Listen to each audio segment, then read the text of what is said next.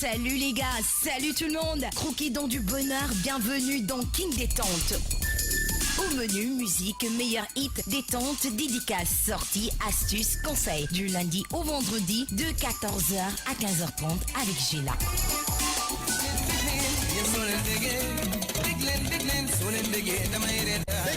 Mon nom c'est DJ Cool, retrouvez-moi sur King FM du lundi au jeudi de 15h30 à 17h30. Dégueul, lundi bu jot dinaa dikk ak yéen ci seen page Bégué sa xalaat. Les mardis ñu daal di ñëw ak yéen ci Bégué Tube ak Bégué Découverte. Mercredi Bégué Dédicace lay doon donc King Bégué, et les jeudis ñu daal di dikk ak yéen pour boucler cette semaine en beauté ci Bégué sama artiste. King Bégué, que du plaisir à partager sur King FM du lundi au jeudi de 15h30 à 17h30. Rien que du Bégué lay donne. Bégué! Bégué, tout la soul. Chérie Germaine, son Bégué de my contact. Après sa sortie au mois de janvier, 6 mois plus tard, la ville de Dakar réclame son idole. La ville de Dakar réclame Youssou Ndour, la star planétaire. Oui, Youssou Ndour répond à la demande. Il est comme Youssou Ndour, Dakar moo lay réclamé, région yi ñoo lay réclamé, Sénégal ñoo lay réclamé. Mu ne kon boops nañu def benn grand bal, benn ngandam grand bal. Ma ne ko oui, loolu dinaa ci bekk, loolu kañ lañ ko war a jàpp. Ñu ne kon nañ ko jàpp le 30 juin.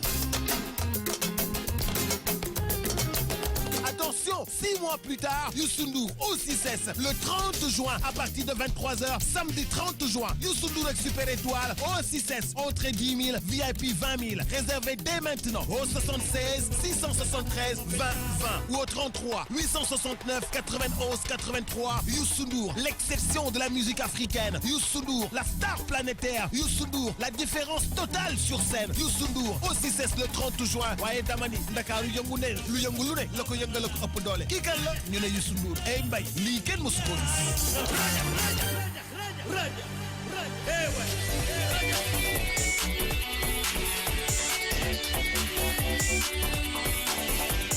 Bien le bonjour à toutes et à tous et merci de nous rester fidèles.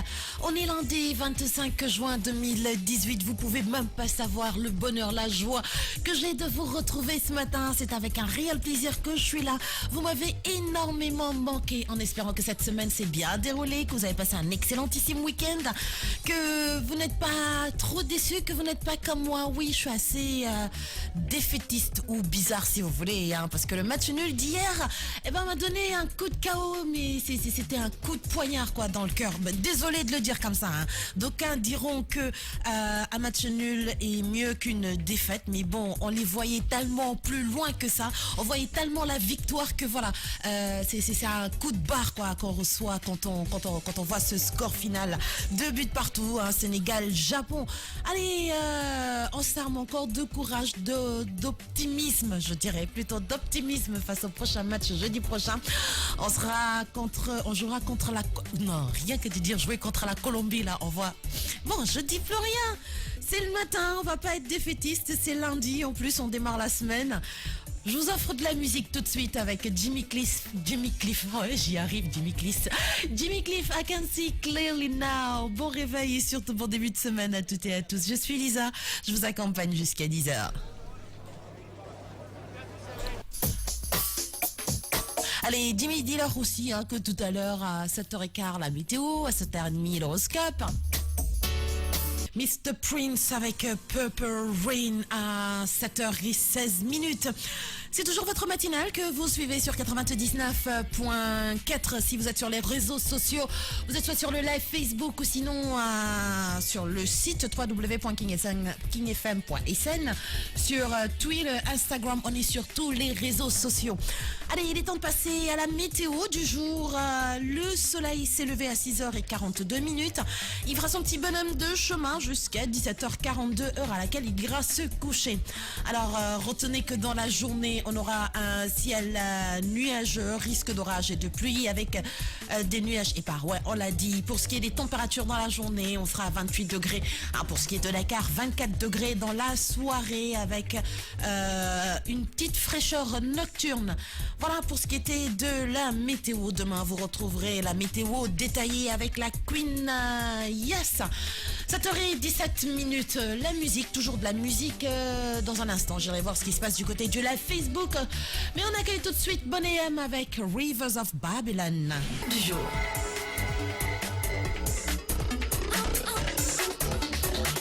Allez, il est 7h30. Je sais que beaucoup d'entre vous attendent l'horoscope du jour. Certains même l'attendent avant de sortir pour savoir comment il faut faire et surtout comment démarrer cette journée et cette semaine. Comme de tradition, l'horoscope commence avec les béliers. L'amour conjugal vous sourira à nouveau. La planète Saturne vous permettra de mettre de l'ordre dans vos sentiments. Elle vous sera aussi d'un grand secours en vous aidant à arrondir les angles. Ce sera une bonne journée pour rompre. Si vraiment cette décision s'avère inéluctable, pour les célibataires, excellente journée qui se profile à l'horizon. Tout se passera au mieux sur le plan sentimental et vous pourrez tomber irrémédiablement amoureux. Une concrétisation, voire un mariage, pourrait être une éventualité.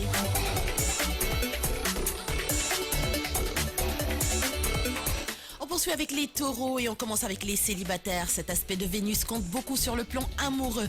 Ne vous laissez pas accabler par vos inquiétudes ni par vos regrets. En affichant une humeur moins sombre, plus gaie, vous aurez davantage de succès dans votre quête amoureuse. Pour les natifs vivant en couple, si les choses ne vont vraiment pas bien entre vous et votre conjoint, comme tout le laisse croire, il serait sage d'envisager une séparation momentanée. Je dis bien momentanée. L'éloignement permettra de calmer les esprits et qui sait, de trouver une solution satisfaisante. Et oui, s'éloigner pour mieux se retrouver.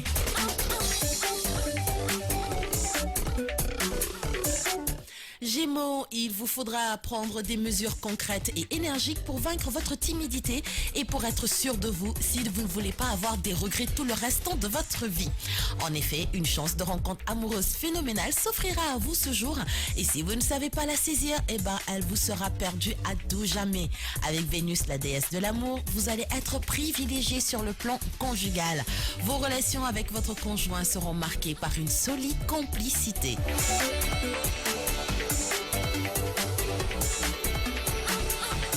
Cancer, votre vie conjugale ne sera plus sur le devant de la scène, mais cela ne vous empêchera pas d'avoir droit à des moments de bonheur. Même si aucune planète n'occupe en ce moment votre secteur amour, vous allez bénéficier des bienfaits de Vénus, la déesse de l'amour. Résultat, un climat plein de tendresse et de sensualité. Pour les célibataires, cet impact d'Uranus pourra entraîner en cette journée une rencontre tout à fait bouleversante. Voilà une grande aventure à vivre sans réserve, comme vous en rêvez depuis toujours.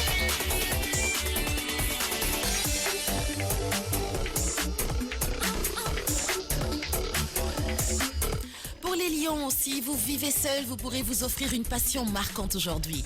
Certes, dans un premier temps, vous hésiterez à parler d'amour en ce qui concerne la passion sensuelle que vous allez vivre, mais très vite, vous verrez que les sentiments, eux aussi, sont intenses entre vous deux.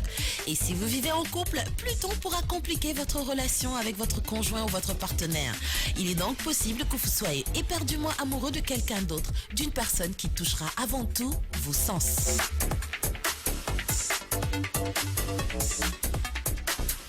À 7h33, si vous êtes vierge, faites confiance à Neptune qui sera bien disposé à votre égard. Et il vous donnera du charme jusqu'au bout des ongles et une manière spéciale d'ensorceler tout ce qui passeront dans vos parages. Votre pouvoir de séduction s'opérera non seulement dans vos relations amicales et sociales, mais aussi et surtout dans vos entreprises amoureuses. Vous n'aurez aucune peine à prendre quelqu'un dans vos filets ou à ensorceler votre conjoint.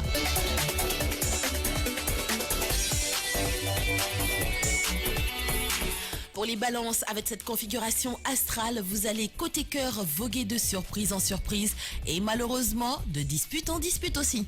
Pourtant, loin de sortir traumatisé de cette crise, vous serez d'attaque pour refondre intégralement votre couple et entamer un nouvel amour ou affronter un coup de foudre. Un spectaculaire retournement de situation à saisir.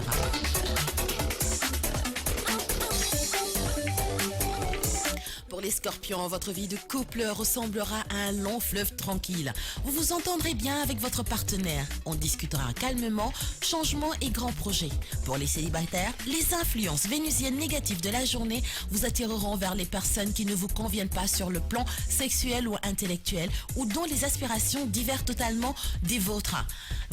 Si vous n'arrivez pas à échapper à ce piège, votre erreur risque de vous coûter cher, aussi bien au sens figuré qu'au sens propre. Donc, pour ce qui est des scorpions, watch out aujourd'hui.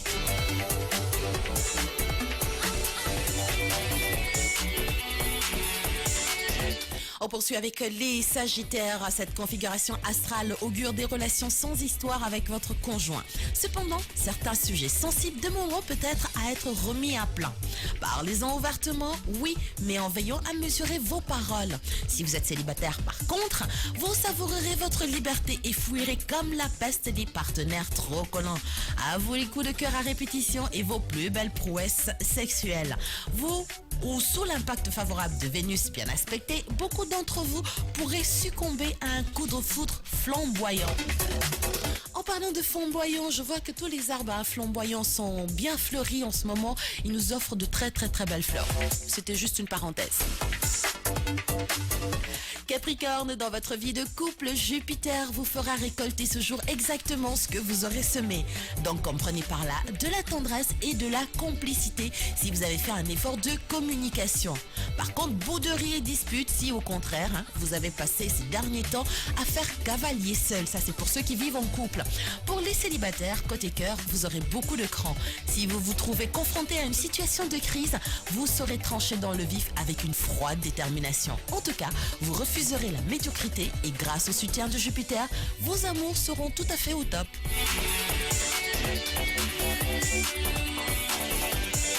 Verseau, au vu de cette ambiance astrale surchauffée, disputes, chamailleries vont être ou envahir votre vie sentimentale.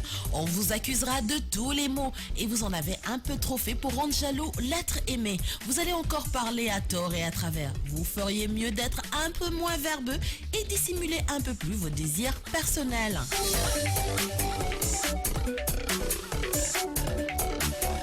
Et on finit cet horoscope avec les poissons. Sensuels et charmeurs selon votre habitude, vous ajouterez cette fois une autre corde à votre arc. Et non des moindres, ce sera une sexualité torride. Il ne faudra pas en promettre à votre partenaire qui risque d'avoir à crier pitié. Oh mais ça c'est grave et chaud.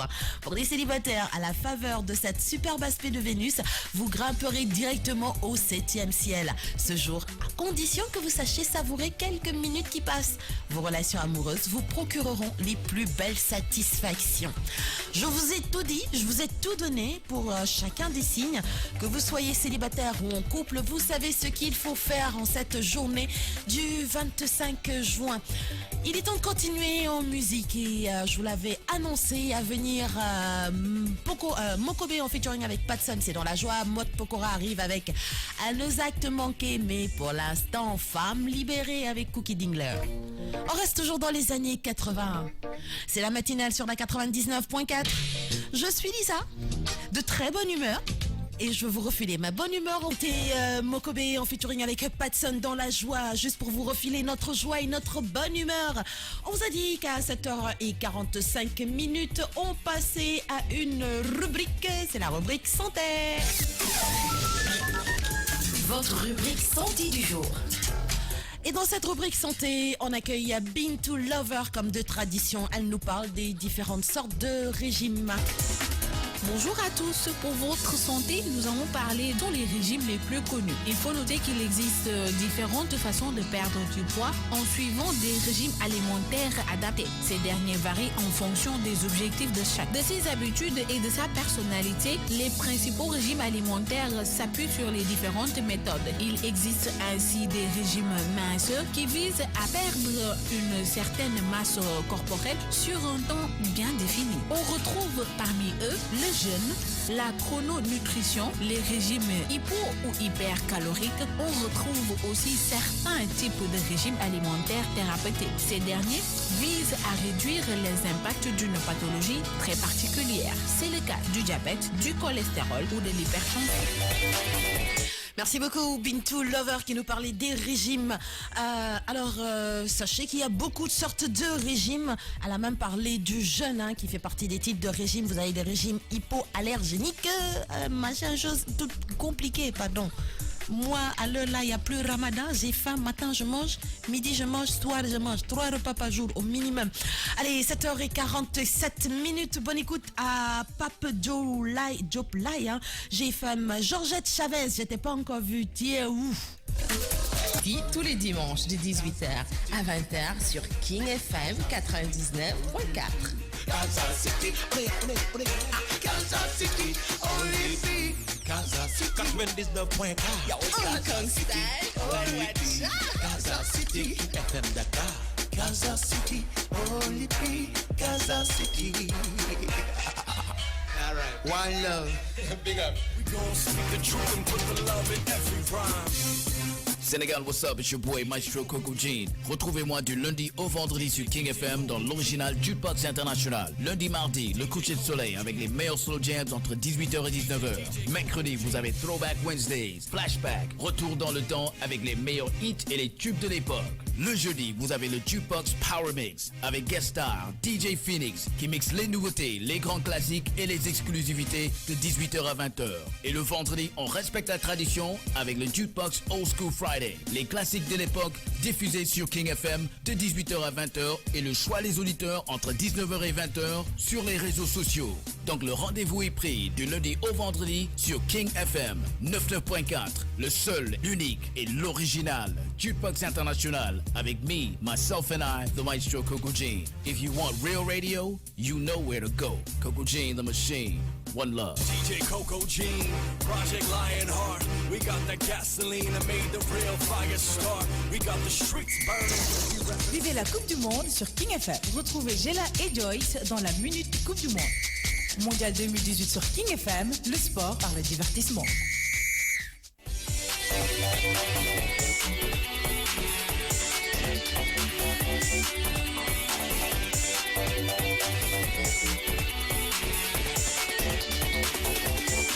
Il est 8h04, deuxième partie de votre émission matinale Morning King. Je suis Lisa, je suis là pour vous accompagner jusqu'à 10h. Donc il nous reste encore une heure de temps ou des heures de temps à passer ensemble. Alors là, le café, il n'est pas encore servi. Cher boit son café tout seul dans son coin. Daouda boit son café là-bas. Et moi, on me laisse comme ça. Mais bon, c'est pas grave. Un jour viendra, moi aussi, je prendrai mon café. Non, ay may ma benn gour yoy man waxuma lolu man nañ ma tégal sama café man tamit ma yor kaas comme ñepp di gour. Ay tek sa café naan ma naanal guuxal lolu c'est passé quoi. Ci koor gi la woon instant yi nii ce n'est plus d'actualité. Bon, vous savez quoi, après le rouleau, après la casse, on va faire ça. Votre rubrique trucs et astuces. Allez, dans votre rubrique trucs et astuces, aujourd'hui, on retrouve Gela limi waxtane moy rouy manam kep yu am fi ni dem kep bant la te ci bir bant bi xam nga day am ki fer yoy ngay kepé sa yéré mën na dem ba mu rouy bu rouyé bayyi tachu xomat ci sa yéré tay nak Gela trucs et astuces daf ñuy wax naka la ñuy dindé lolu. On t'écoute Gela. Trucs et astuces. Tache de rouille. Comment enlever une tache de rouille sur un vêtement? Comment retirer des taches de rouille sur un tissu? Pour enlever une tache de rouille sur vêtement, écoutez bien. Si votre linge ou vos vêtements sont tachés par la rouille, utilisez du sel et un citron. Déposez une pincée de sel sur le vêtement ou tissu taché de rouille. Coupez un citron en deux et frottez la tache salée avec une moitié de citron. Le sel et l'acide contenu dans le citron vont faire une réaction chimique qui va désincruster la rouille des fibres. Ensuite, rincer à l'eau claire ou mettre en lavage à la machine. Très efficace pour le linge blanc et vêtements blancs tachés par la rouille. Si la tache résiste et ne part pas, il vous reste l'option du produit anti-rouille. C'était tout pour le truc des astuces d'aujourd'hui. Djeredjef Ondiarama Ndiago, elle nous a parlé de comment enlever la rouille manam xomat bu ngeen ko amé ci sen yéré bu fekké né. Mais est-ce que ligne yoy amatina ligne yi nga xamné fil de fer dañ ko daan takké amna ba légui ah Cheikh néna amna ba légui dé gaay légui dañuy utiliser boom sax mais bu ñëk ba fil de fer bi lañ daan fil de fer bu sew bi lañ daan tak pour mu doon fil ci lañ daan wër té nak xam ngeen ni nawet bi bu ñëwé bu tawé ba affaire yi ndox bi laal ko nga ñëw wër ci wérat fekk mu xawa xomat mën na yak say yéré Gela ñu doon wax nak naka ngay def ba dindi ko. Allez, 8h06, on repart en musique. N'oubliez pas, 8h15, on retrouvera Bintou pour le métier du jour. À la demi, qui sera là pour droit et devoir avant de passer à moins le quart à votre rubrique portrait. Ça sera toujours avec Bintou. Et le sport, tout à l'heure, je l'offre spécialement à Cher. Cher, c'était rien que pour toi. Gannaaw bu ma ko xassé andil na ma sama stick, waaw. Mën na ma dóor sama café. En attendant, c'est vrai qu'on est lundi, mais tu sais, Cher, chez mes amis là-bas, là, au Mali, à Bamako, Dimanche, c'est les jours de mariage. Tu connais Amadou et Myriam? Et ils ont dit les dimanches à Bamako, c'est les jours de mariage. Des matchs nuls. Non, tonton Daouda, match nul, daf ma metti ci kanamu Yalla, au nom du Tout puissant daf ma metti. Et puis début, franchement, c'était pas des buts ça. C'était du sagan de la part de notre équipe. Mais comme on dit, waruma di setan match. Le métier du jour vous est proposé par Bintou Lover qui nous parle du reporter photographe.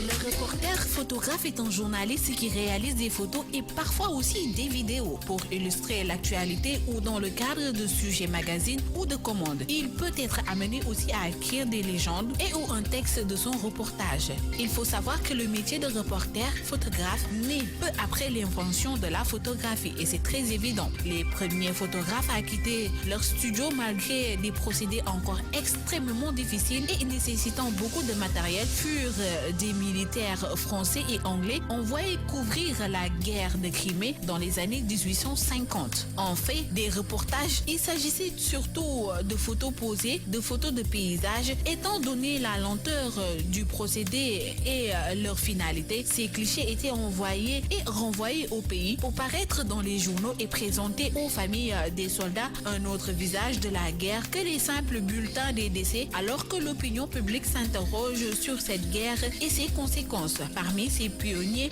l'anglais Robert Finton et sa fameuse photo La vallée de l'ombre de la mort en 1855 où le colonel français Jean-Charles Anglais. Pour ce métier, il faut noter que les techniciens remplacent les chambres par des toutes petites boîtes et les plaques de verre par des bobines de film pour laisser place à une nouvelle génération de reporters.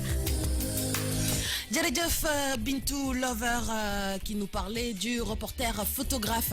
Yo sax, by the way, fof la lay yobou. Je veux plus de toi à l'antenne. Dama lay yobou nga defi formation nekki reporter photographe ndaw reporter bu. Non, imagine instant Bintou ak ni mu ki ni fi mi tollu ni nga war ko yobou mo daw nekki reporter photographe.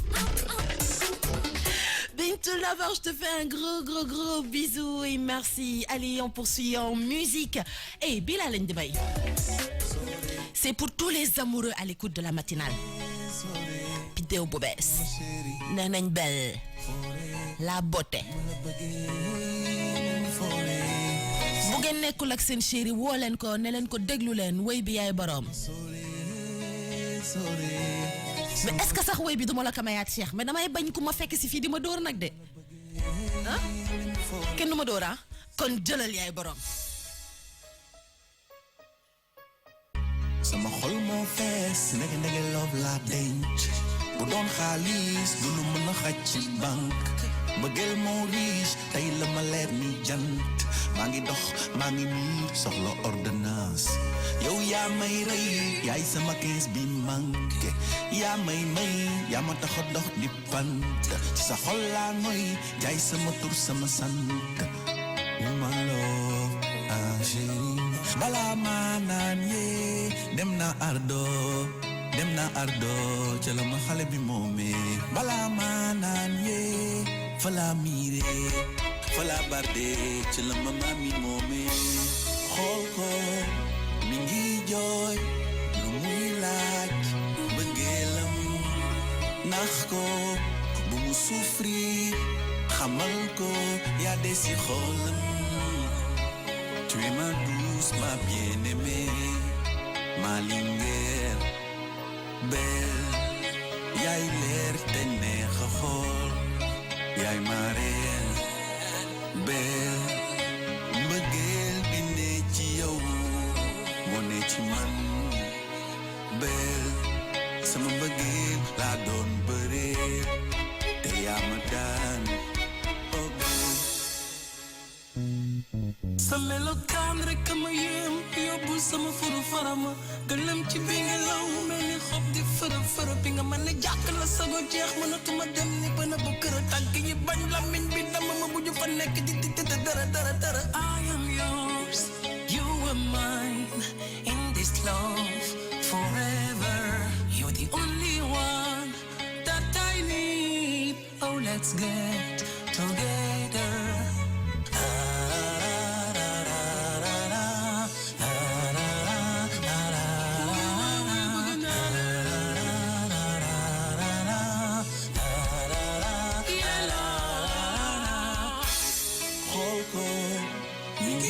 boy nu muy laaj bëggeelam nax ko bu mu souffrir xamal ko yaa des ci xolam tu es ma douce ma bien-aimée ma linguère belle yaay leer te neex a xool yaay ma reine belle mbëggeel bi ne ci yow moo ne ci man belle sama mbëggeel laa doon bëree te yaa ma daan oh belle sama weer bi feeñ na sama wurus baa ngi yàlla jox ma sama óorol ay nii jege si ma dey la yaay sama nen ni tuuti asamaan si taw na bëggee la sax fii we are living in the darkness but tomorrow gonna bring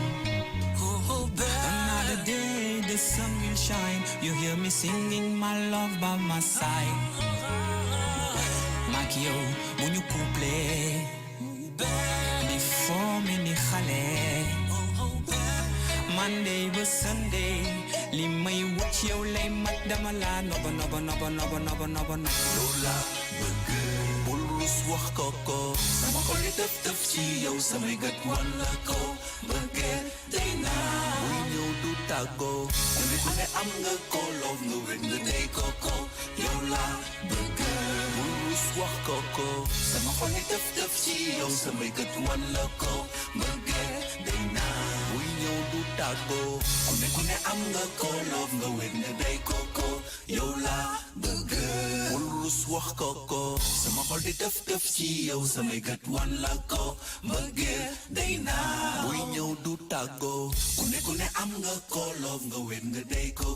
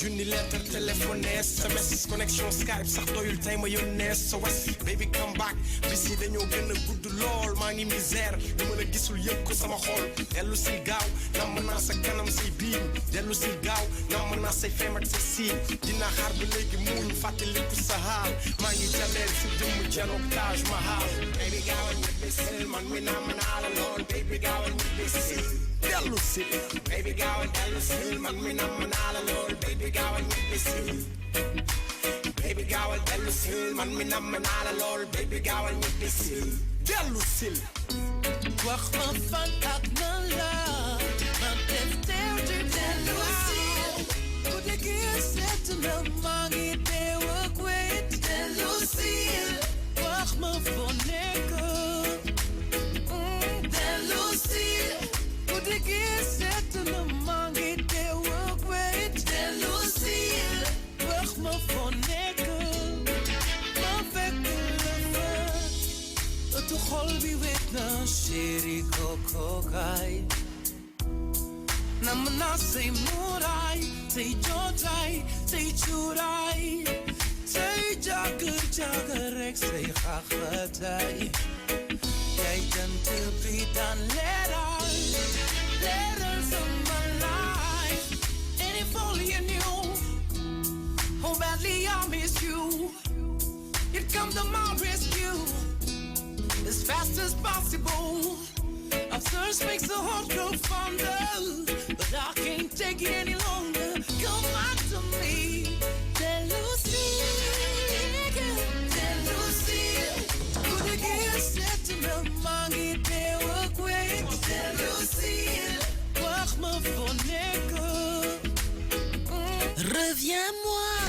Could I get set to the money they work with? Tell Lucille, wacht me voor niks. Eh ouais, dis-moi où tu es et reviens-moi. Je meurs de froid. Bon, que translate lol lay jox de.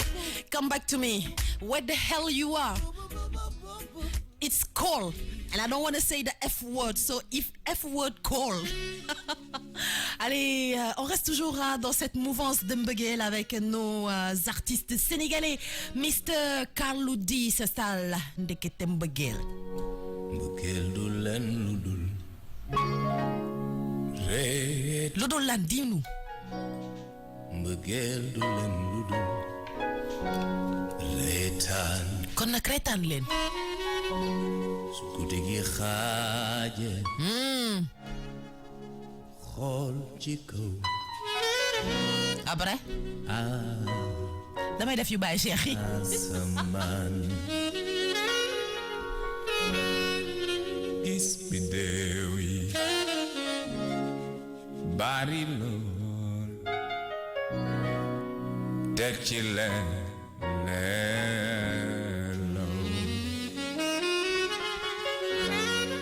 nga xam ne am na ku la bëgg kuy xool ndok yow biddew yi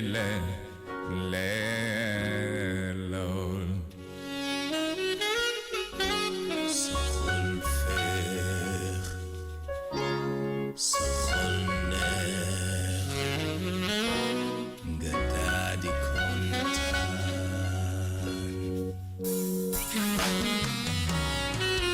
Ndeke mbëggeel dafa bari doole.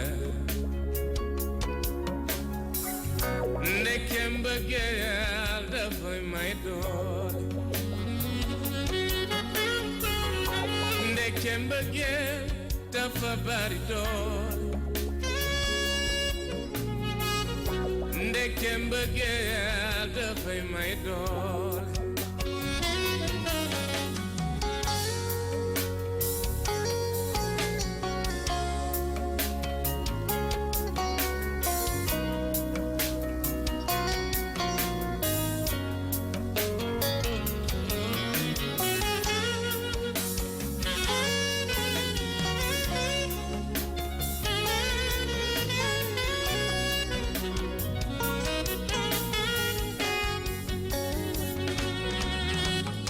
Nit ku ne war naa bëgg ki ko bëgg.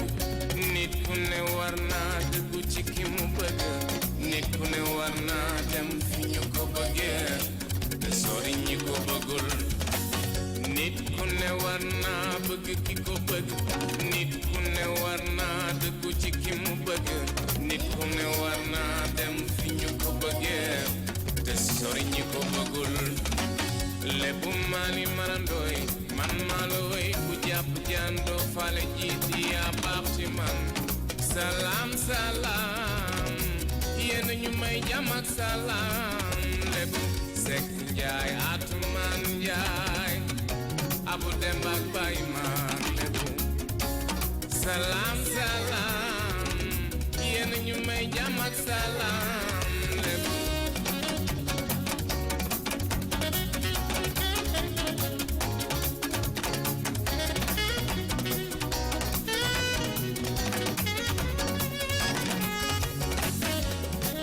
la bëgg nga bëgg ko nga bëgg ko lool mu bëgg la nga xel ba sa mbëggeel bi feeñ ci moom. Ndaw si la bëgg nga bëgg ko nga bëgg ko lool mu bëgg la nga xel ba sa mbëggeel bi feeñ ci moom. Ndeke mbëggeel nii la neexee. Ndeke mbëggeel nii la neexee. Kon ndeke mbëggeel nii la neexee. Dëgg dëgg ndeke mbëggeel nii la neexee. Lépp maali maram doy man maloy ku jàpp jando fale jiit yaa baax ci man. Salaam salaam ñu may jàmm ak salaam lépp sekk jaay atuman jaay abu dem ak bay man lépp pap mayel salaam salaam leer mayel job jàmm ak salaam lépp kuy lépp xamal li nga yor ku nekk lépp xamal li nga yor maku lépp xamal li nga yor Kuma Touré jël si ma GFK pick up ma terminal bi ñu jàll ba Dubrechel nga tegal ma café ma tegal la zëm on WhatsApp ñu jigi ni ñëpp li ngeen yëngoo affaire yi dox Maguette la santé doxal dox quick bëgg naa la ay de sey te bëggantuma I was born by the river it's been a long time coming, but I know change don't come. Yeah, yes it is. Waa ji la bëgg nga bëgg ko lool mu bëgg la fexeel ba sa mbëggeel bi di feeñ ci moom. Ndaw si la bëgg nga bëgg ko lool mu bëgg la fexeel ba sa mbëggeel bi di feeñ ci moom. Nit ku ne war naa bëgg ki ko bëgg.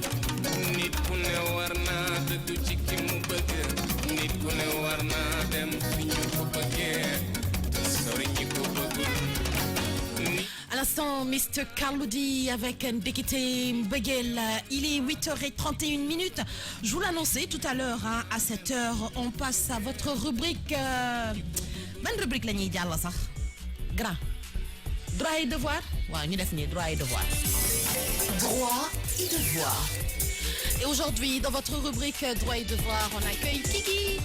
Bonjour et bienvenue dans votre rubrique Droits et devoirs. Droits et devoirs, voilà deux notions paraissent en dehors de la modernité, au moins pour la seconde. Pour ce qui est des droits, on pense immédiatement aux droits de l'homme et plus récemment à toute une série de droits dits opposables et qui font débat. Des devoirs, on ne dit rien ou presque rien. Le mot répugne par son caractère contrariant notre goût pour la liberté et on préfère l'évoquer indirectement à travers des notions comme la déontologie, la citoyenneté, l'éco-responsabilité ou la responsabilité juridique, etc.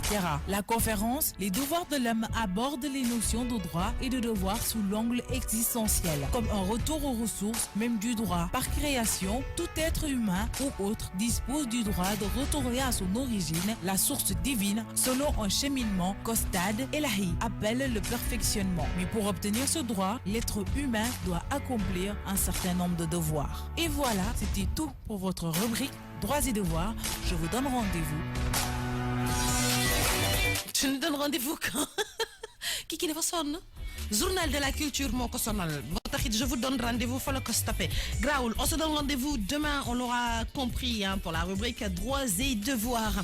Il est 8h32, c'est toujours la matinale dans Morning King 99.4 King FM. C'est la première radio digitale du Sénégal. Yeah, Makawar. Allez, on poursuit en musique avec... vous vous souvenez de ça, hein? Park Number encore. Mais after me, il y aura Baïcher et il y aura beaucoup plus de noise. 46 minutes, on fait ça. Cuisine, le nid en bouteille. C'est une cuisine du jour, nak. Suñu Ndiago maison, elle est allée chercher une cuisine compliquée. On a tchéboujen, on a tchébouer. Mais ñi nga xamné demb ils nous ont prédit sur le net là de ne pas togg tchéboujen parce qu'on allait manger du sushi. Sushi nous a mangé, mais c'est pas grave. J'ai là mon nene chili végétarien, chili blanc végétarien. Je connais pas. Moi je connais chili con carne, mais si tu nous parles de chili blanc végétarien, xana ñu déglu la.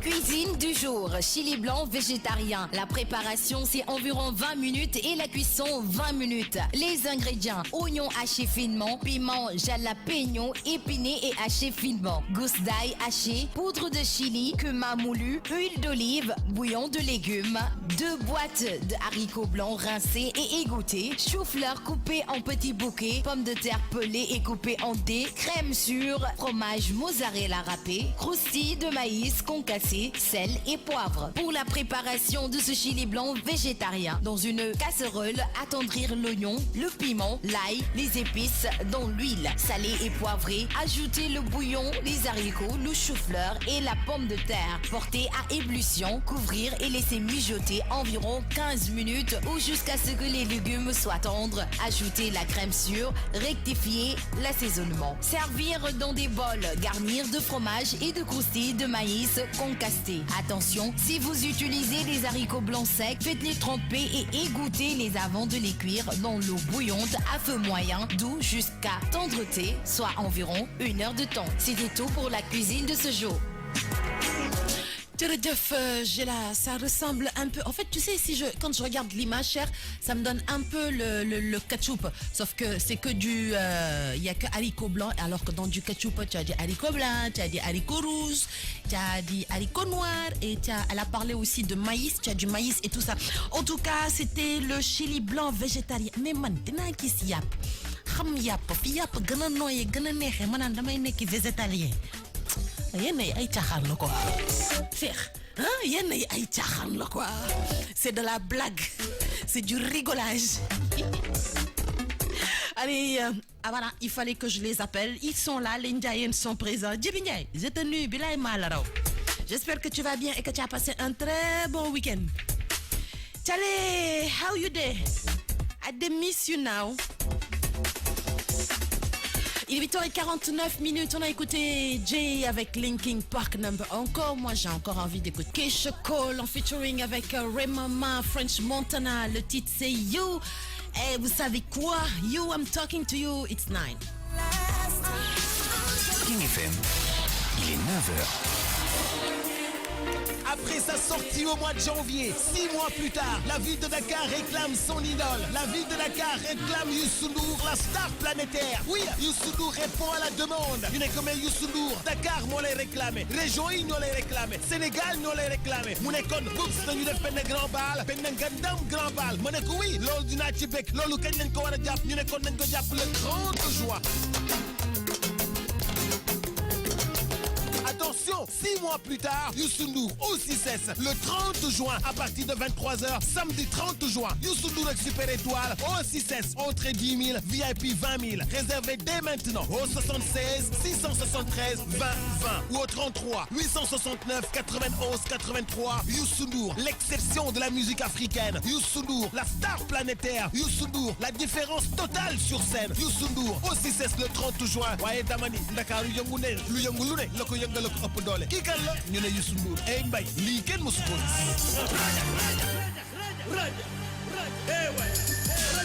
Hey les gars, salut tout le monde. Croquis dans du bonheur, bienvenue dans King Détente. Au menu, musique, meilleur hit, détente, dédicace, sortie, astuces, conseils. Du lundi au vendredi, de 14h à 15h30 avec Gila.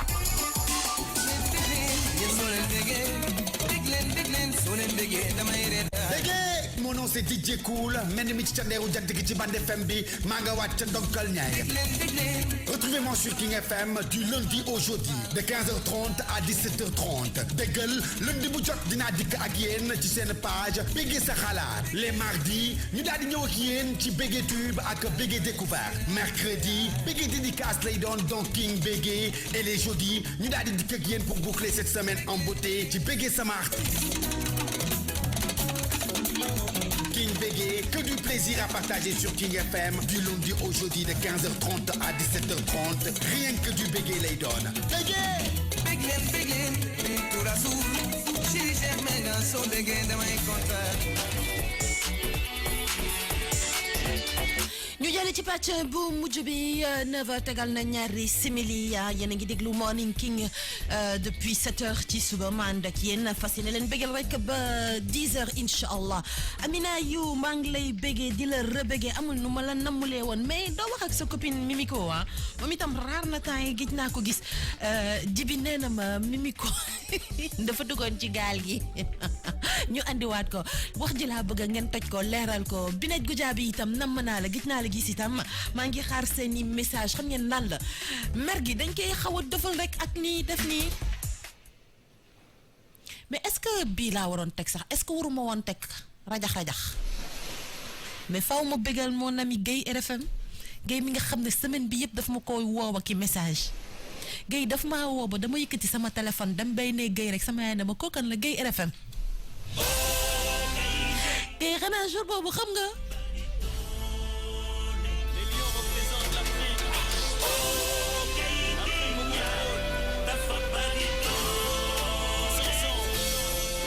Allez, il faut pas qu'on désespère avec ce match nul. On est encore tous derrière vous. Boulen ñu rusloo rek.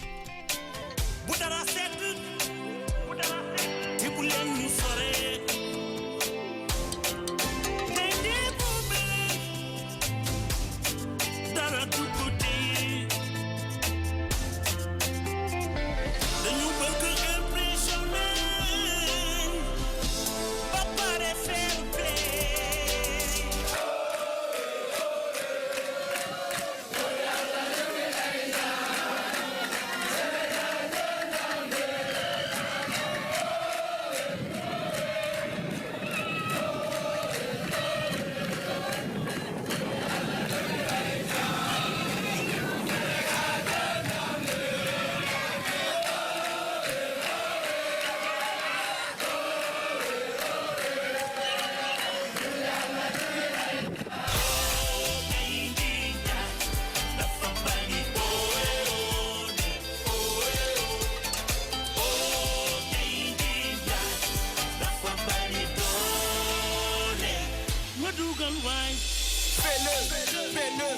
Tout est possible bon d'appeler champion, champion.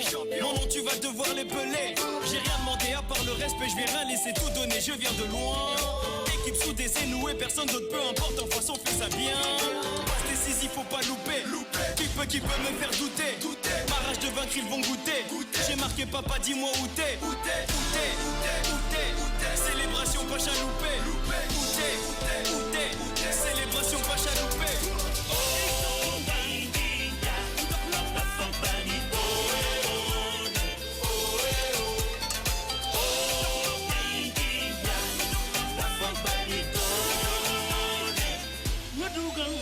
Je suis dans la surface, tout pour impressionner madame.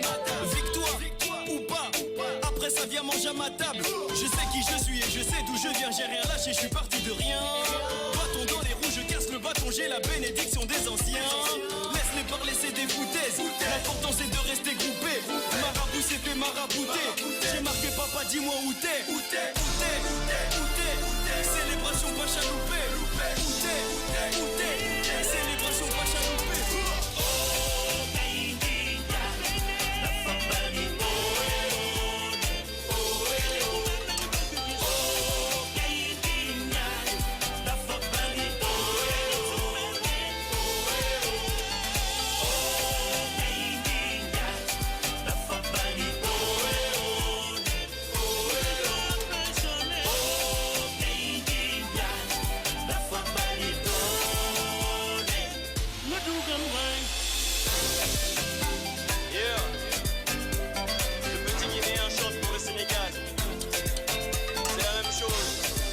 Sénégal, Guinée, Mali, Côte d'Ivoire, on est ensemble, Afrique de l'Ouest. Grosse force au Lyon. Yeah. Ondiarama. Yeah. Yosundo. Big Black. C'est toujours l'Afrique qui gagne. Votre portrait d'aujourd'hui, nous allons vous présenter Malanga Didjo, qui est un arbitre international de football sénégalais, né le 30 avril 1973 à Banyana. Pour sa biographie, il faut noter que M. Didjo est sélectionné parmi les arbitres devant office lors de la Coupe du Monde de cette année 2018 en Russie. Pour sa carrière, il a eu à effectuer la Coupe du Monde de football de 2018, la Ligue des champions de la CAF 19 matchs, un carton jaune, Coupe du monde des clubs de la FIFA, c'était en 2017, avec 2 matchs, 8 cartons jaunes. Pour la Coupe du monde des moins de 17 ans en 2018, 2015, il avait 2 matchs et 4 cartons jaunes. Pour la CAN des U23, c'était en 2015, 2 matchs et 3 cartons jaunes. Pour la CHAN en 2016, 3 matchs et 5 cartons jaunes. CHAN 2014, un seul match. CHAN 2018 aussi, un seul match. Pour la CAN de 2017, il avait 3 matchs et 6 cartons jaunes. Pour la CAN de 2015, un seul match. Et nous allons finir avec les Jeux Olympiques d'été de 2016 où il avait 2 matchs et 3 cartons jaunes. Pour ces récompenses, nous allons dire que Monsieur Diédhiou a été nommé meilleur trio arbitral. Il y avait Fadou Madia, Djibril Diallo et lui-même Monsieur Diédhiou.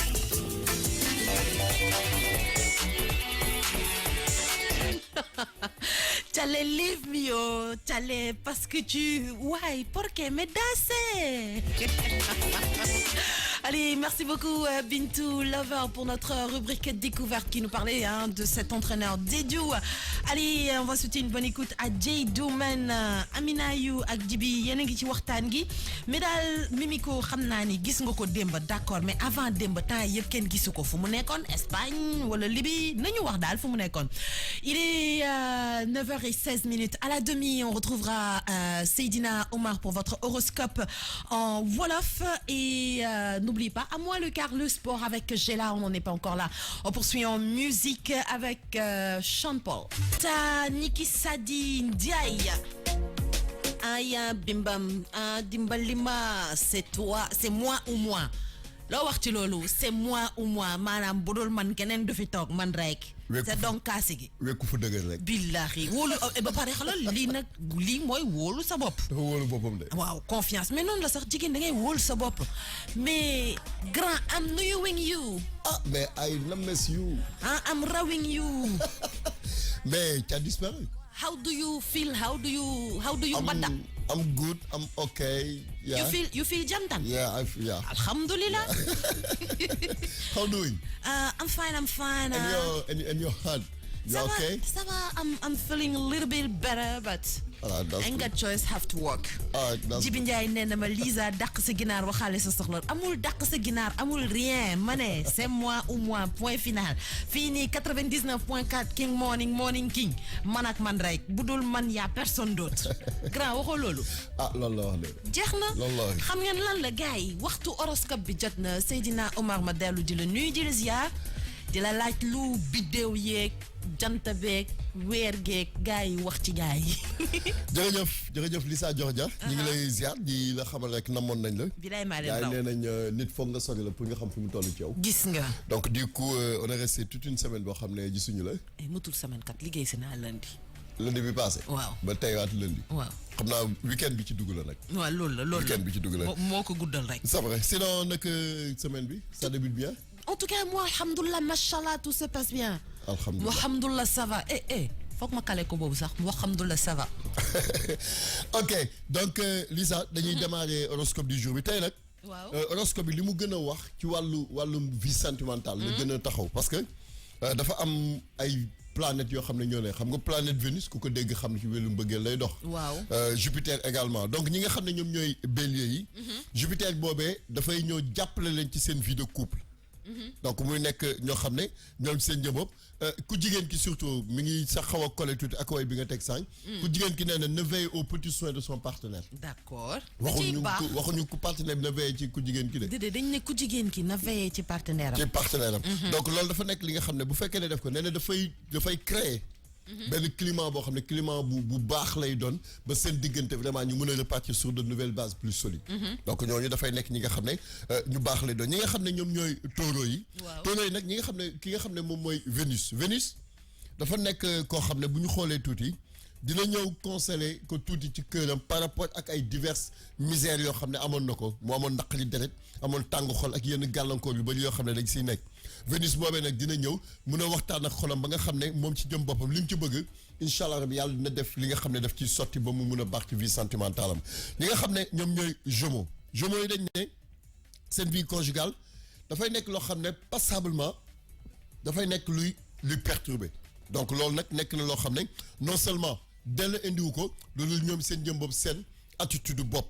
donc ñoom ñoo indi seen bopp problème loolu di nekk li nga xam ne dina indi ay gàllankoor ak ay jafe-jafe ñu dem ba benn moment nag pour ñu mën a revenir à de meilleurs sentiments malheureusement dafay nekk li nga xam ne dafay taar ñi nga xam ne ñoom ñooy cancer célibataire yi nag tey jii dañuy nekk journée boo xam ne dinañ am ay rencontres mais qui sont vraiment peu favorables donc ay rencontres yoo xam ne naqari deret lay indi rencontres yoo xam ne lañ ca doon yaakaar ak lay am du nekk benn donc loolee nekk na loo xam ne ñoom seen njaboot nañ ci bàyyi xel bu baax a baax ñi nga xam ne ñoom ñooy lion ba léegi ci célibataires yi dafay nekk journée bu am solo boo xam ne baax na pour ñu mën a bu ñu gisee nit ne ko dañ la bëgg loolu nag dafay nekk li nga xam ne tey jii nii lion yooyee bu ñu déclarer seen flamme ci kenn soit ku góor wala ku jigéen dañ ciy am li nga xam ne dañ si bëgg il faudra nag léegi ñuy manifester seen affection wane ne la ñuy wax dëgg la nañ ko respecter ñi nga xam ne ñoom ñooy vierge yi ñoom ba léegi ci wàllu côté célibataire yi sax day nekk ñi nga xam ne fi ne nii dañoo amoon problème mu mbëggeel am problème ku leen bëgg am problème koo xam ne dañuy nekk ak ñoom léegi nag ñu dem ba xamatuñ fu ñu jëm ñu ne léegi ñoom nañ sandi seen vaatu maanaam tëmbal affaire bi. ñu am jël. loolu nag di nekk li nga xam ne vierge yi tey jii nii chasse au cœur lañ nekk. Lisa donc mu nekk loo xam ne. chasse au cœur da nga wax chasse au cœur lañ nekk. loolu métti na. non parce que dañ dem ba nga xam ne. ci depuis semaine bi yëpp. affaire yi doxul seen côté. léegi nag wut nañ solution amuñu solution. ñu ne xaaral ñu sànni seen bal. d'accord peut-être ñu jël dara. ok ñi nga xam ne ñoom ñooy balance yi. balance yi nag ñoom mbégte bu baax moom moo leen di xaar surtout sur le plan sentimental loolu di nekk li nga xam ne dinañ am ay chance yu bëri pour rencontrer le grand amour donc loolu nag di nekk li nga xam ne bu fekkee ne rencontré nañ ko exploiter ba mun cee am li nga xam ne nañ ko ciy bëgg. bu ñu ko deful à défaut bu ñu demee di yaakaar ne dañoo jàpp fu dëgg malheureusement bu ñu ñëwee ba ci njeexteel bi dafay am déception dernière minute ñi nga xam ne ñoom ñooy scorpion yi seen vie conjugale dina am stabilité dans l'ensemble parce que li waral loolu mooy Vénus dafay nekk li nga xam ne dafay ñëw seet si leen mu am épanouissement boo xam ne daf siy taxaw mais ñi nga xam ne ñoom ñooy célibataire yi nag Pluton moom mooy ñëw pour perturber seen i mbir parce que day am incompatibilité ñoom ak ñañu nekk ndoolo donc ñooñu di indi ay lënc-lënc ñi nga xam ne ñoom ñooy Sagittaire seen vie de couple moom moo war a nekk priorité par rapport ak seen dund loolu noonu di nekk li nga xam ne lépp li nga xam ne duggoon nañ si nañ ko rejeter parce que nekkul li nga xam ne lu gën lay doon ñi nga xam ne ñoom ñooy Capricorne ñi am une vie une situation conjugale bu waroon stabiliser wu normalement mais problème bi mooy ci yenn attitude wala yenn jikko wala yenn xalaat yoo xam ne dañ koy am moom moo dem ba yóbbu leen ci lënc boo xam ne seen vie sentimentale ndëgërlaay bi nga xam ne daf ko waroon am dootu ko am ñi nga xam ne ñoom ñooy Verseau Lisa mooy signe bu daanaka bu avant mujj bi. waaw mooy sama signe daal maanaam. Verseau waaw. mais dafa ne bu fekkee da nga nekk en froid ak sa conjoint wala sa conjointe sur le plan sentimental. waaw profiter ci journée bi tey pour vraiment nga réconcilier wu. jubóo de. waaw. xuloo balaa neex juboo am dëgg la. waaw fa nga koy xamee ne. juboo bu amee ngay xam xuloo donc nee na tey jii journée tey bi ñi nga xam ne ñoom ñooy Verseau yi. nañu profiter wu au maximum pour vraiment mun a indi réconciliation ci seen vie de couple. parce que dafa nekk li nga xam ne bu fekkee dafa continuer mun na indi gàllankoor ñi nga xam ne nag ñoom ñooy signe bu mujj bi ñoom ñooy Poisson dafa ne tant que ñi ngi am vie de couple. seen dund dafay nekk dund boo xam ne dund baax lay doon léegi nag ci biir loolu. ñoom tey chance bi ñu am mooy. biddew yi asli ñoom ñoo leen di surveiller. c'est-à-dire lépp loo xam ne planète la bu leen di indil ay gàllankoor wala ay jafe-jafe. day jeex. d'accord léegi asri ñëw dimbale leen ba ñoom seen jëm ñëpp mu ne. il faudra pas que ñu nekk nit ñu négligent. envers ñi nga xam ne ñoom lañ nekkal. d'accord su ñu amee négligence rek rupture dafay am. cassure dafay am. séparation dafay am. di sa jox jaar. te bu boobaa du baax. du baax nothing about mais grand dafa mel ni jàll nga ci signe yëpp de. waaw dafa mel ni 12 yëpp dem nañ de. dafa gaaw tey. waaw xam nga tey. tey horoscope yi. waxuñu lu bëri ci yeneen secteurs yi. tey vie sentimentale yi la wax. ni ñuy def ba juboo ñi nga xam ne problème yi ñu indi woon nañ fexe ni ñu koy juboowee. par exemple Verseau yi nañ fexe ba indi réconciliation. xam nga surtout tey ñi nga xam ne ñoom ñooy Capricorne yi seen situation conjugale normalement war na stabiliser wu donc ñooñu aussi muy nekk loo xam ne daf sax Sagittaire yi bu ñu xoolee ñoom aussi dañ nekk ñoo xam ne seen vie de couple moo war a nekk priorité bu ñu ko defee ñoom li nga bëgg boo xoolee Scorpion yi ñoom également il faut ñu épanouir d'accord seen vie de couple il faut ñu épargne Balance yi aussi boo xoolee loolu la ñu wax ci ñoom dañu nekk ni ñoo xam ne seen meilleure chance rencontrer grand amour tey tey jii. seen meilleure chance su rencontrer grand amour la. xam nga lan la man dama am benn auditrice boo xam ne léegi ma génnee ko sans page xam nga man awma ci benn sentiment. ok dama am benn auditrice boo xam ne 9h30 pile lay connecté wu déglu horoscope ba horoscope jeex mu génnaat page bi. waaw mais xam nga Lisa. passe bi moom ci kii la rek njaxasu Baye Fall la ku nekk am nga si ci sa cër. déet yoo xam nga ki may wax. damay bañ a tudd turam. non xam naa ki nga wax mais moom te ginnaaw man tapet la. waaw non damay bañ ko ma fi fekk si di ma dóor ma bañ nga merama itam. non du ma la meram mais moom. peut-être dafa gis ne ci teen bi yëpp. moom bàkk boobu noonu la ci kii moom la jël c'est que rek. Xadi waaw non xam naa mais Xadi xam naa ni yaa ngi may déglu yaa ak sa bonjour Xadi matinal 7h lay commencé 7h bëgg naa ngay connecté wu Xadi Njaay Ngom madame Ngom yow mii naay waxal jarul ñuy xool fële xool gauche xaw droite bàyyi 9h30 bu ma sa ñëwee toog rek nga commencé connecté wu matinal bi 7h lay commencé bëgg naa 7h ngay connecté wu. waaw ma delloo la nag sa bonjour. non am problème loolu moom bu dee côté boobu la. na sa xel dal. man grawul man dama am yaay man ma nuyu sama yaay di ko bégal. waaye Lisa est-ce que loolu yëpp jar na ko. waaw damay xulloo damay defante bu mu saf-saf. waay est-ce que xam nga ni man dama am deretu njaago. yow mi waaw xam nga ni sama maam njaago la Lisa bi ki ñu ma tuddee. waaw Elisa Mendy la tudd. léegi ñoom lu ñu wax ñu ne Mendy seen xeex du jeex. seen xeex ak seen xuloo du jeex. dafa fekk tant que dajeeguñu seen doomu bàjjen. mais xam naa ne bu ñu dajee ko mel ni Daouda. waaw ba mu non tonton Daouda il est trop gentil. tonton Daouda moom thank you moom du xuloo du xeex tonton Daouda. Cheikh Faye. Cheikh c'est mon chéri. Lisa. yow nag vraiment mun ngaa dëkk ci dëkk bi. xam nga ne gars yi dëkk nañ la ci biir néeg boobu mënoo mucc. gis nga ñoo nga nekk seen xarit. mu jeex tàkk. non c'est dans des matchs bi dem. non xol bu métti. ah bon waaw. ndax lan. parce que match nul bi neexuma. waaw démb lañ waroon qualifié yow équipe bu mel ni Colombie xoolal ki ñuy dajeel après Colombie bu ñu defoon nul ak Colombie d'accord mais ça bon. waaw mais Lisa Colombie ñaata lañ du ñu 11 joueurs lañ. ñun tam ñu nekk 11 joueurs. grand nañ bàyyi wax jooju. ah mais Lisa. non du ma ci débat sama xol métti na ci suba ba may ubbi antenne bi moom laa ubbee antenne bi sama cri du cœur xanaa di yaakaar rek ni que ak Colombie sawaale. man de xam nga la laa gëm. impossible n'est pas sénégalais. mu jeex tàkk loolu la ñëpp a wax. impossible n'est pas sénégalais fexeel ba na ngeen fi def lu tax ñi naan impossible n'est pas sénégalais. man de loolu laa gëm. xam nga lan la. nañ jàll ci musique bi mais laata loolu uy ma Guèye RFM mi ngi lay nuyu Jibi Ndiaye mi ngi lay nuyu moom tamit. nee na ma cey Seydina Omar maa yërëm célibataire yi. waaw dafa waane xaw ma loo ci yërëm célibataire. non mais nag Jibi wax na dëgg la xam nga célibataire yi moom. fan yi xaw ma lan moo xew. mais seen affaire doxul. ñoom vraiment affaire bi dafa métti xam naa ne il faut ñu def benn forum boo xam ne nañ si xoolal Guèye RFM. Guèye RFM ñu ngi koy ziar non mais Guèye vraiment ku baax la quoi parce que. yow Guèye uy ma daf maa woo ba benn instant dama yëkkati sama téléphone dama ne Guèye pare gu ma sax sama yaay ne ma kookan la Guèye RFM ma ne ko xanaa war nga rus nag ba ci sama yaay nee na ma gis nga tontu nañ ma nee na ma ça va maa ngi ci jàmm d'accord Lisa ñoo fal yaay yéen na ma d'accord ñoo far de sinon rek man ma këpp fii suuf ak kenn xamul. en tout cas ñi ngi nuyu internet yëpp. ñoom ñëpp ñu ngi leen di nuyu di leen ziar nuyu auditeurs yi vraiment di am mbégte parce que xam nga kiy wax ci rajo ku ko déglu la bëgg. donc Jean Guèye RFM bi franchement dañuy yokk doole. waaw puis vraiment ñu ngi leen di ñaan et puis bëgg naa muy génération Futur Média. nga xam ne dañu jël groupe Futur Média boot ko. dëgg la donc vraiment ñu ngi leen di remercier au passage de ça. merci beaucoup grand on te donne rendez-vous demain encore à partir de 9h30 ñu jàll ci. Au lendemain de la démonstration belge, l'Angleterre a à son tour récité son football dimanche à Nizhny Novgorod en punissant de très faibles Panamiens 6-1.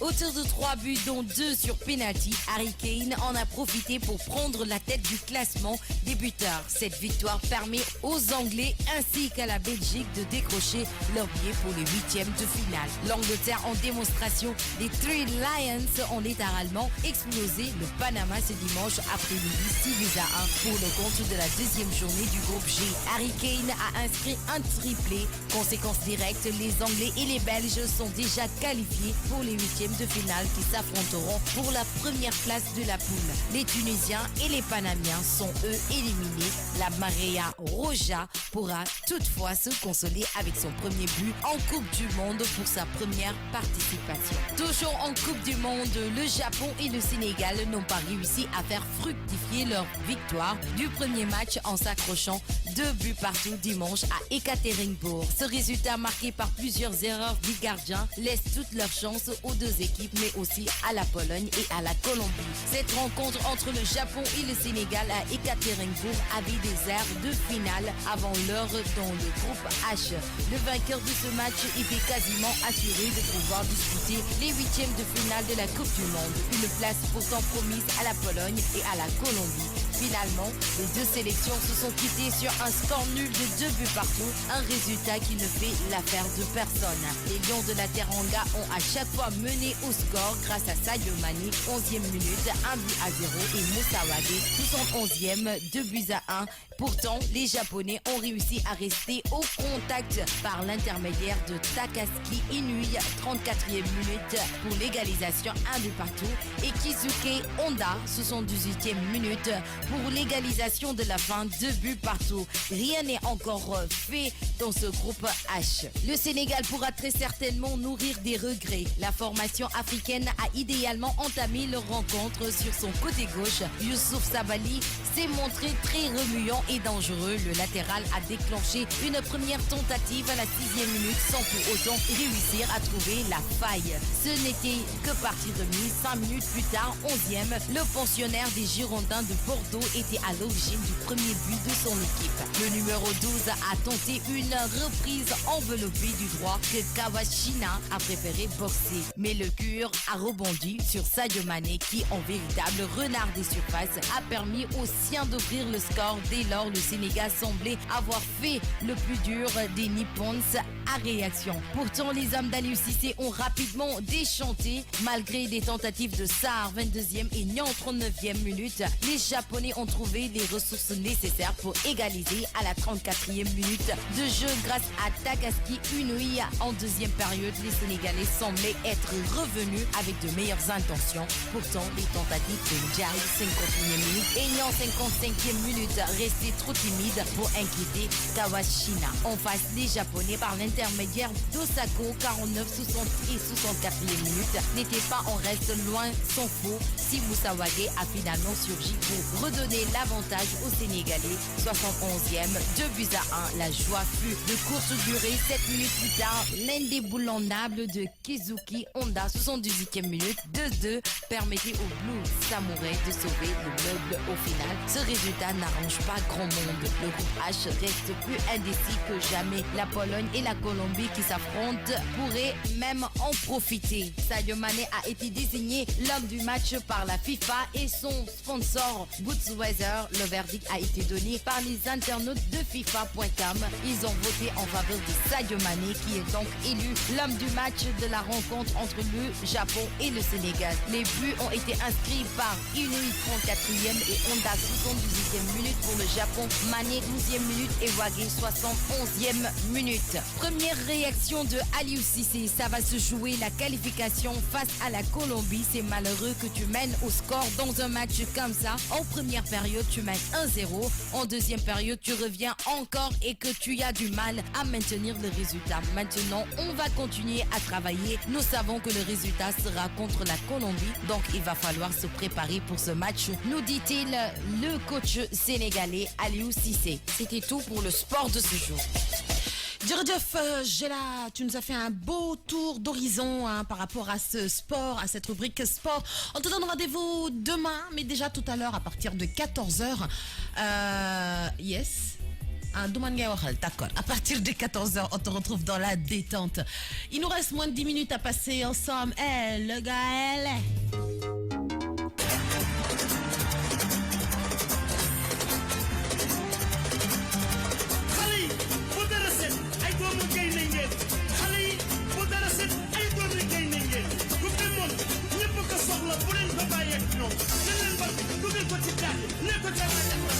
Nico